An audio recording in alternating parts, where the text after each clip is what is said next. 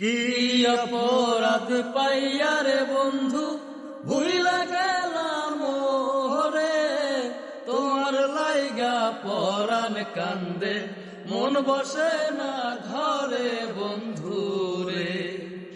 আর কি অপরাধ পাইয়া রে বন্ধু ভুইলা গেলাম মোরে, তোমার লাইগা পরাণ কান্দে মন বসে না ঘরে বন্ধু রে।